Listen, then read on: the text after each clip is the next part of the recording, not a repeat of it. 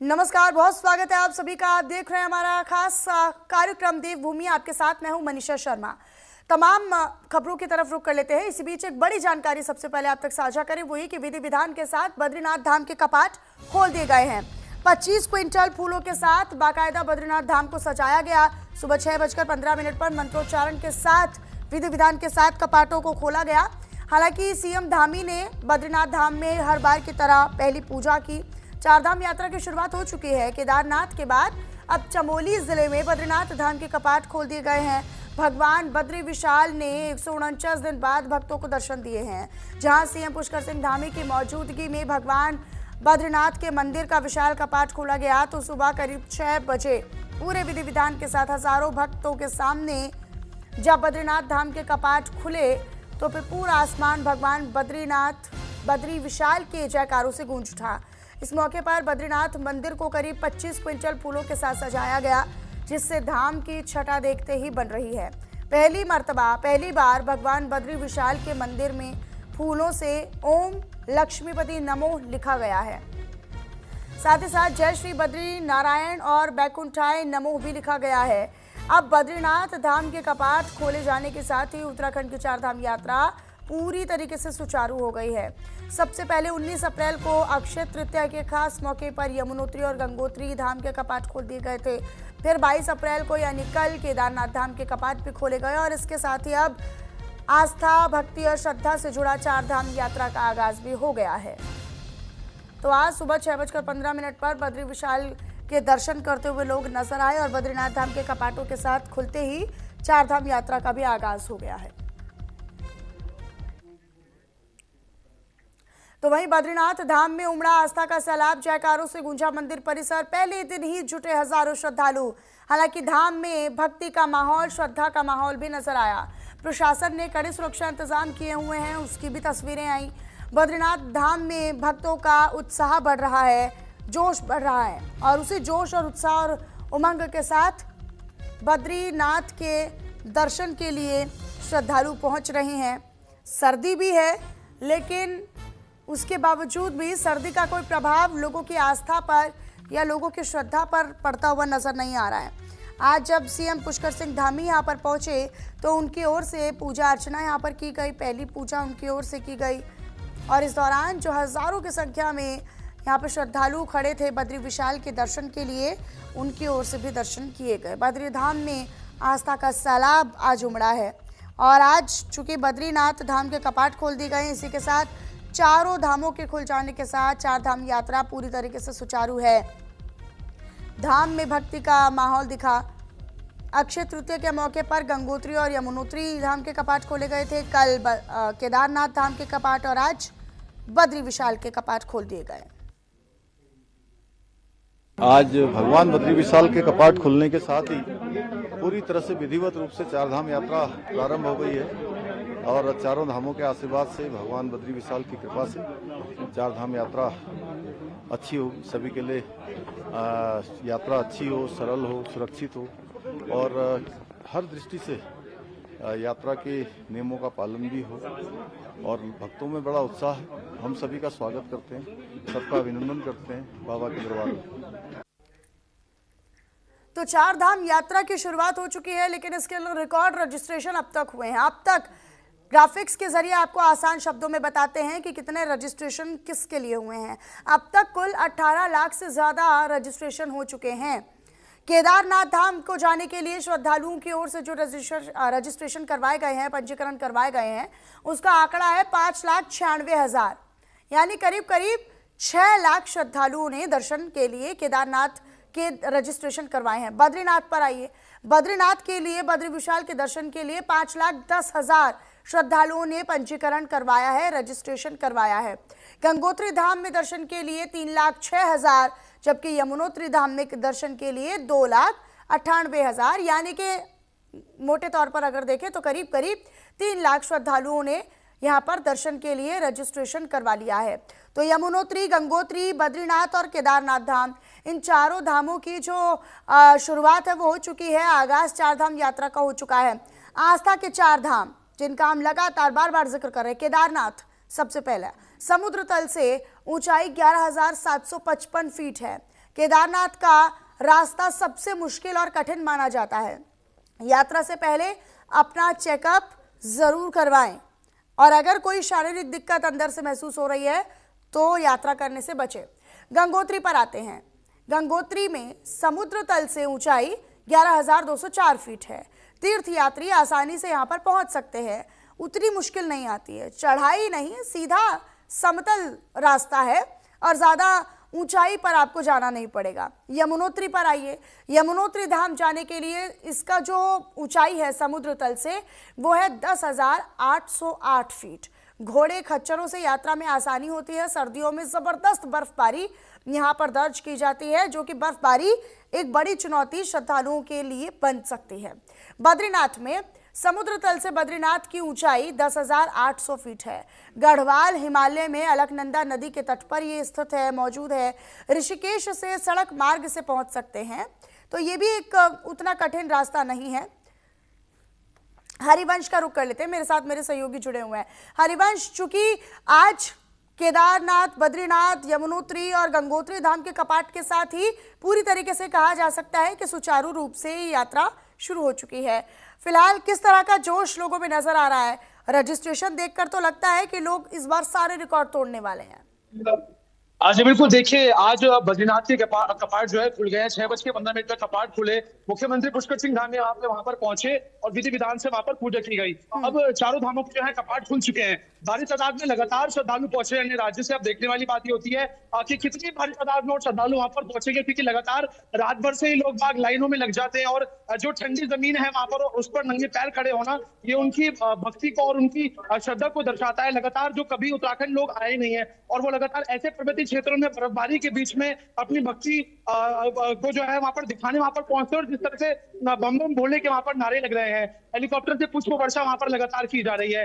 तमाम जितने भी अलग राज्यों से लोग बाग पहुंचे हैं और ऐसे लोग जो पर्वतीय क्षेत्र जिन्होंने कभी देखा ही नहीं है और वो ऐसे ऊंचे क्षेत्रों में जाकर वहां पर भोलेनाथ के दर्शन कर रहे हैं। और लगातार प्रशासनिक तैयारी भी लगातार वहां पर की जा रही है। बर्फबारी थोड़ी चुनौती तो बनी हुई है, लेकिन जो वहां पर बीआरटीओ की टीम है, जो प्रशासनिक अधिकारी हैं, लगातार डीएम ने भी निर्देश दिए गए हैं कि साफ तौर से जितने भी पैदल चलने वाले मार्ग हैं जहां पर बर्फबारी हो रखी है, जहां पर बर्फ की चादर देखने को मिल रही है, तो वहां से बर्फबारी हटाई जाए ताकि लोगों को जो है सुचारू रूप से यात्रा करने में किसी भी तरीके की समस्या देखने को न मिले। हरिवंश, प्रशासन की ओर से, सरकार की ओर से ये गाइडलाइंस में जारी किया गया है और ये बार बार अपील भी की जाती है कि अगर आप यात्रा करने के बारे में सोच रहे हैं या यात्रा करने का प्लान कर रहे हैं तो आप अपना मेडिकल चेकअप करवा लें। लगातार जो श्रद्धालुओं के जो समस्या है स्वास्थ्य में वो भी दर्ज की जाती है, तो इससे पहले आप अपना मेडिकल चेकअप करवाएं और उसके बाद आप यात्रा पर जाएं। जी बिल्कुल, देखिए इस बार चारधाम यात्रा की जब तैयारियां चल रही थी उससे पहले स्वास्थ्य विभाग की या तमाम जितने विभाग थे उनकी बैठक चली। स्वास्थ्य विभाग ने साफ तौर से सुबोध उनियाल स्वास्थ्य मंत्री ने निर्देश दिए थे कि 50 वर्ष से अधिक जो भी व्यक्ति होगा उसका इसीलिए होगा, तमाम सारे टेस्ट किए जाएंगे और उसके बाद वो चारधाम के लिए जो है आगे बढ़ पाएगा। इससे किसी भी तरह की कोई समस्या हो या किसी भी तरीके की कोई स्वास्थ्य संबंधित समस्या है तो वो रिपोर्ट में आ जाएंगी ताकि डॉक्टर्स समय पर जो है चेकअप कर पाएंगे। इस बार जो है एम्बुलेंस जो है जगह जगह पर खड़ी हुई है। तमाम डॉक्टर्स की टीम एक्टिव मोड पर नजर आ रही है। हॉस्पिटल्स भी जो है तमाम जितने हैं रेडी रखे गए हैं बेड्स, ताकि किसी भी तरह की कोई अगर इमरजेंसी आती है तो तत्काल रूप से श्रद्धालु को वहां पर पहुंचाया जाए, किसी भी तरह की कोई समस्या देखने को न मिले। हालांकि इस बार पिछले वर्ष से कम जो है दुर्घटना या किसी भी तरीके की स्वास्थ्य संबंधित समस्या देखने को मिल रही है, क्योंकि पहले ही चेकअप करने के बाद वहां पर भेजा जा रहा है। लेकिन ये भी हरिवंश, इस बार व्यवस्थाएं कैसी हैं? क्योंकि शौच की व्यवस्था की जा रही है, स्वास्थ्य विभाग की तरफ से व्यवस्थाएं की गई हैं, पूरे मार्ग पर लोगों को दिक्कतें ना हो इसके लिए भी क्या क्या व्यवस्थाएं की गई हैं? बिल्कुल, इस बार जो मुख्य चुनौती बनी थी, इस बार काफी समय से जो है युद्ध के कारण सिलेंडर की भी जो है कमी देखने को मिल रही थी। लेकिन विभाग ने भी साफ तौर से तय किया, उन्होंने भी कहा था कि जहां ज्यादा जरूरत होगी वहां पर सिलेंडर पहुंचाए जाएंगे और लकड़ियां भी लगातार वहां पर पहुंचाई जा रही थी। क्योंकि एक डर बना हुआ था, जो लोकल व्यापारी थे उनके मन में भी डर हुआ था कि कहीं चारधाम यात्रा सुचारू रूप से चले या ना चले। लेकिन अभी का जो रिकॉर्ड है, चारधाम यात्रा में किसी भी तरीके की कोई समस्या देखने को ना मिल रही थी। पिछले वर्ष जो है हेलीकॉप्टर्स में कुछ दुर्घटना देखने को न मिली, लेकिन इस बार यूकाडा ने भी साफ तौर से तय किया है कि हेलीकॉप्टर्स डबल इंजन के वहां पर इस्तेमाल होंगे। अतिक्रमण भी एक चुनौती बना हुआ था, तो इस बार लगातार प्रशासनिक तैयारी में लगातार चलाई जा रही है और अधिकारी ने साफ तौर से सभी को निर्देश दिए हैं, जितने भी अधिकारी की अवैध अतिक्रमण से वहां पर बचे, क्योंकि लगातार भारी तादाद में श्रद्धालु पहुंचे हैं। मुख्यमंत्री पुष्कर सिंह धामी ने जो लिमिट थी, पिछली बार कुछ लिमिट लगी हुई थी कि इतने श्रद्धालु वहां पर पहुंचेंगे, क्योंकि काफी लोग जो है अपना खर्चा कर कर अपने एक्सपेंसेस लगाकर दर्शन करने पहुंचते थे। तो ऐसे में इस बार पुष्कर सिंह धामी ने कहा है कि जितने भी श्रद्धालु पहुंचेंगे उनके सभी के दर्शन मात्र होंगे। ऐसे में एसटीएफ भी जो है लगातार कार्रवाई कर रही है, क्योंकि जो चारधाम यात्रा चल रही है तो जो साइबर फ्रॉड्स हैं वो देखने को मिलते हैं। तो लगातार ऐसे आरोपियों की तफ्तीश की जा रही है जो चारधाम यात्रा के जो चोला ओढ़कर ऐसे काम करते हैं, चाहे हेलीकॉप्टर फ्रॉड की बात करी जाए या होटल बुकिंग फ्रॉड की बात करी जाए। तो उनका भी साफ तौर से निर्देश दिए गए हैं कि जितने भी जो श्रद्धालु हैं जो लगातार बुकिंग्स कर रहे हैं वो सिर्फ ट्रस्टेड जो गवर्नमेंट की लिंक्स है उनसे फॉलो करके आप अपनी बुकिंग्स करें, किसी भी अन्य या किसी भी ऐसे फ्रॉड लिंक्स को फॉलो करके अपनी से धोखाधड़ी से जो है बचें। जी ठीक है हरिवंश, अपनी नजर आप बनाकर रखिएगा। शुक्रिया बहरहाल आपका इस तमाम जानकारी को साझा करने के लिए। आप आगे बढ़ लेते खबरों में। आपको बताया जो केदारनाथ धाम में एक श्रद्धालु की मौत की जानकारी है। हार्ट अटैक के चलते मौत हुई है। दिल का दौरा पड़ने के कारण ये इस मौत की वजह को बताया जा रहा है। 2 घंटे तक धूप में पड़ा रहा शव ले जाने के लिए कोई एम्बुलेंस नहीं मिली। तो ये दावे कितने हकीकत हैं इस बात से समझा जा सकता है। 2 घंटे तक शव यूं ही धूप में पड़ा रहा, कोई एम्बुलेंस नहीं मिली। केदारनाथ धाम के कपाट खुलते ही जहां एक और देश भर से श्रद्धालुओं की भारी भीड़ यहां पर उमड़ रही है, तो वहीं दूसरी ओर चारधाम यात्रा के पहले ही दिन गुजरात के बड़ौदा निवासी श्रद्धालु दिलीप भाई मनु माली की हार्ट अटैक के कारण मौत हो गई। परिवार वालों का आरोप है कि समय पर ना तो मेडिकल सहायता मिली, यानी स्वास्थ्य सेवा मिली, और ना ही रेस्क्यू व्यवस्था सक्रिय दिखी। मृतक के बेटे के अनुसार पिता की तबीयत बिगड़ने पर 100 नंबर पर कॉल करने के बावजूद करीब 1.5 घंटे तक कोई मदद या कोई भरोसा उन तक नहीं पहुंचा, कोई मदद उन तक नहीं पहुंची। मजबूरी में आखिरकार उन्हें खुद पिता को पीठ पर लादकर अस्पताल ले जाना पड़ा, जहां डॉक्टरों ने उन्हें मृत घोषित कर दिया। परिवार वालों का ये सीधे तौर पर आरोप है कि शव करीब 2 घंटे तक हेलीपैड पर धूप में पड़ा रहा। हेलीकॉप्टर की मांग के बावजूद तुरंत व्यवस्था नहीं दी गई। वहीं एम्बुलेंस के लिए 16,000 रुपये मांगे जाने का भी आरोप सामने आया, जिसने संवेदनशीलता पर सवाल खड़े कर दिए हैं। और जो तमाम व्यवस्थाओं के दावे वादे किए जा रहे हैं कि स्वास्थ्य सुविधाएं यहाँ पर मुहैया करवाई जा रही हैं, आखिरकार उन दावे वादों में कितनी सच्चाई है, कितनी हकीकत है, वो अब उस पर भी सवाल खड़े हो गए हैं। हार्ट अटैक के चलते मौत हुई है गुजरात के बड़ौदा के रहने वाले शख्स, जिनकी मौत की खबर मिल रही है। मैं देखो मॉर्निंग में आज ये साल मेरे फादर मदर दोनों आए यात्रा करने के लिए। मॉर्निंग में उनको कुछ हार्ट का इश्यू हुआ, कुछ प्रॉब्लम हुई, चक्कर खा के पड़ गए। तभी मैंने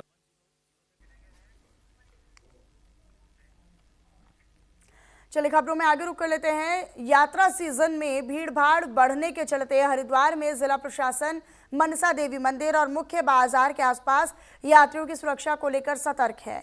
जिलाधिकारी मयूर दीक्षित और एसएसपी नवनीत सिंह भुल्लर ने मनसा देवी रोपवे के पास बने बाजार और मनसा देवी मंदिर परिसर का मुआयना किया। इस दरमियान अतिक्रमण को हटाने के निर्देश भी दिए गए। साथ ही साथ दूर दराज से आने वाले यात्रियों और श्रद्धालुओं के लिए सुविधाएं बढ़ाए जाने को लेकर भी डीएम ने अधिकारियों को निर्देशित किया।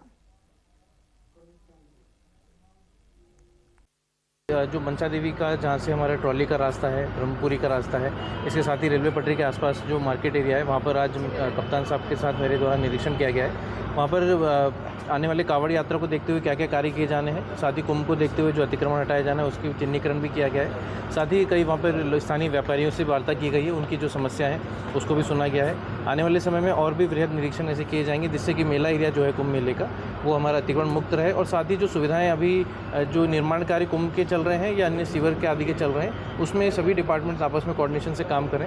मुख्य जो उद्देश्य ये है कि कार्य हमारे समय पर पूर्ण हो और साथ ही जो यात्री श्रद्धालु आ रहे हैं उनको कोई समस्या का सामना न करना पड़े। इधर अगली खबर का रुख करते हुए आपको बताएं, जहां सांसद अजय भट्ट चंपावत जिले के दौरे पर रहे, जहां चंपावत पहुंचने पर बीजेपी जिलाध्यक्ष गोविंद सामंत के नेतृत्व में बीजेपी पदाधिकारियों और कार्यकर्ताओं ने उनका जोरदार स्वागत किया। बीजेपी कार्यालय में प्रेस कॉन्फ्रेंस में सांसद अजय भट्ट ने कांग्रेस और उसके सहयोगी दलों पर जमकर निशाना साधा और कहा कि कांग्रेस मातृशक्ति की तरक्की से सबसे बड़ी दुश्मन है और सबसे ज्यादा परेशान है। सांसद अजय भट्ट ने कहा कि 70 सालों तक महिलाओं को राजनीति में बराबरी का अधिकार नहीं मिला, लेकिन जब मौका बदलाव का आया तो फिर विपक्ष ने फिर वही पुराना खेल खेलकर बहनों और बेटियों को आगे बढ़ने के बजाय उन्हें फिर से पीछे धकेल दिया। उनका साफ तौर पर कहना है कि विपक्षी दलों के पास कोई मुद्दे नहीं हैं, कोई वजह नहीं है, इसलिए जनहित के बिलों पर ये लोग अपनी टांग अड़ा रहे हैं, जिसका खामियाजा इन्हें भुगतना ही पड़ेगा। उन्होंने कहा कि मुझे पूरा विश्वास और पूरा भरोसा है कि महिला आरक्षण बिल जरूर पास होगा। पहले तो विरोध ये था कि जब आपने पहले 50% दिया, कहीं 33% आरक्षण दिया स्थानीय निकाय और इनमें, तो उस समय कहते हमने दिया, लागू तो नहीं किया, हमारी तो संख्या थी नहीं, आप फुल फ्लैश थे। उसके देने के बाद जब इसकी बात आई तो हर बार आप काटते गए, हर बार आप तोड़ते गए, तो और फाड़ भी दिया, कभी छीन दिया और कभी व्यपगत कर दिया ताकि दोबारा ना आए। लगभग 3 दशक के बाद आज ये पास हुआ था, आपको पता ही है। आप अगर साथ दे दिए तो हो जाता, अगर पास हो जाते तो क्या हो जाता। मैं आपसे यही निवेदन करना चाहता हूं कि नहीं कि आपने उस समय विरोध, छुटपुट विरोध के बाद आपने कहा ठीक है करते हैं, वरना आपकी रील जुल जाती इसी चुनाव में। इधर महिला आरक्षण पर कांग्रेस जिलाध्यक्ष फरत्याल का बयान सामने आया। चिराग फरत्याल ने बीजेपी पर निशाना साधा है। जमकर निशाना साधते हुए जिलाध्यक्ष ने महिला आरक्षण तुरंत लागू करने की मांग की। बीजेपी पर महिला विरोधी होने का आरोप लगा दिया। चंपावत कांग्रेस जिलाध्यक्ष चिराग फरत्याल ने महिला आरक्षण बिल पर बड़ा बयान दिया। उनकी ओर से कहा गया कि अगर बीजेपी महिलाओं का भला चाहने वाली है तो कांग्रेस पार्टी पूरी मजबूती से बीजेपी सरकार से मांग करती है कि पूरे भारत में संसद और विधानसभाओं की मौजूदा सीटों की संख्या के आधार पर महिला आरक्षण को तुरंत लागू कर दिया जाए। और ये भी कहा कि महिला आरक्षण बिल 2023 में पास हो गया था, जिसमें कांग्रेस और अन्य विपक्षी दलों ने पूरा साथ दिया। उन्होंने कहा कि कांग्रेस हमेशा महिलाओं के साथ खड़ी है। कांग्रेस ने देश को पहली महिला प्रधानमंत्री और राष्ट्रपति दी थी। कहा कि कांग्रेस पार्टी बीजेपी के इस महिला विरोधी मंसूबों को परवान नहीं चढ़ने देगी। ऐसी पार्टी जिसने इस देश को महिला प्रधानमंत्री दी, महिला राष्ट्रपति दी, महिला स्पीकर दी और हमेशा महिलाओं के हित के लिए पार्टी महिलाओं के लिए, महिलाओं के साथ खड़ी रहती है, महिलाओं के हित के लिए। और भारतीय जनता पार्टी अपनी राजनीति सेकने के लिए, अपनी राजनीति करने के लिए वो महिलाओं को ढाल बना के अपनी राजनीति करना चाहती है। मात्र और मात्र ये लोग बस इसमें राजनीति कर रहे हैं। और जो सीट बढ़ने वाली बात है, हम तो कह रहे हैं कि इसी उत्तराखंड में जैसे 70 सीटें हैं, इन्हीं 70 सीटों के अंदर में महिलाओं को आरक्षण दिया जाए और लोकसभा में उन्हीं 545 सीटों की अंदर ही आरक्षण दिया जाए महिलाओं को। इधर प्रदेश में वर्तमान में चल रही आंगनबाड़ी हड़ताल पर विपक्ष की ओर से लगाए गए आरोपों पर सांसद अजय भट्ट ने बयान दी। सफाई देते हुए कहा कि आंगनबाड़ी कार्यकर्त्रियां सरकार का एक महत्वपूर्ण हिस्सा है। उनकी हड़ताल काफी लंबे समय से जारी है। कहा कि सरकार उनकी मांगों पर गंभीरता से विचार कर रही है, उनकी मांगों पर भी समाधान निकाला जाएगा। उन्होंने ये साफ तौर पर कहा कि इन मामलों पर विपक्ष व्यर्थ की राजनीति कर रहा है।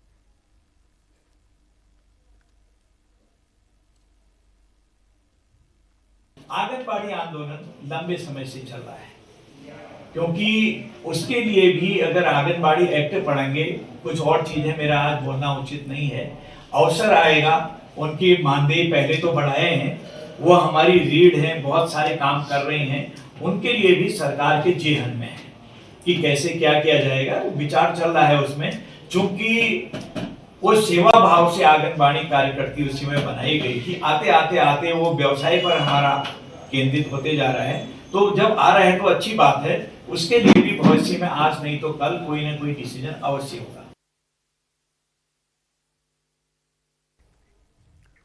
ऋषिकेश से अगली खबर है, जहां पर बीजेपी प्रदेश अध्यक्ष महेंद्र भट्ट की अध्यक्षता में जिला बीजेपी कार्यालय में कांग्रेस के खिलाफ महिला मोर्चा के बड़े आंदोलन का ऐलान किया गया। आपको बता दें कि कथित रवैये के विरोध में मंडल से लेकर जिला पंचायत, ब्लॉक पंचायत और नगरीय निकायों तक निंदा प्रस्ताव पारित किए जाएंगे। महेंद्र भट्ट ने ये भी बताया कि आंदोलन चरणबद्ध तरीके से चलेगा और इसमें बीजेपी के साथ साथ बाकी सामाजिक संगठनों से जुड़ी महिलाएं भी शामिल होंगी। पंचायत प्रतिनिधियों और महिला जनप्रतिनिधियों से भी समर्थन की अपील की गई है। साथ ही साथ चेतावनी दी गई कि अगर कांग्रेस ने समय रहते रवैया नहीं बदला तो आने वाले दिनों में आंदोलन और तेज होगा।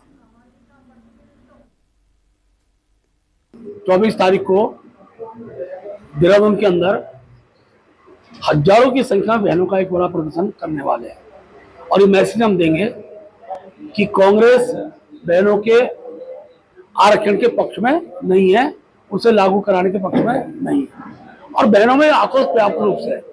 उसके बाद हर मंडल स्तर पर हमारी बहनें व्यापक रूप से इस आंदोलन में सहभागी होंगी और कांग्रेस के उत्तरदायी होंगे। कांग्रेस मांगा जाएगा कि आंदोलन की श्रृंखला हमारी आगामी दिनों में चलने वाली है। लंबे समय तक आंदोलन चलेगा, धीरे धीरे।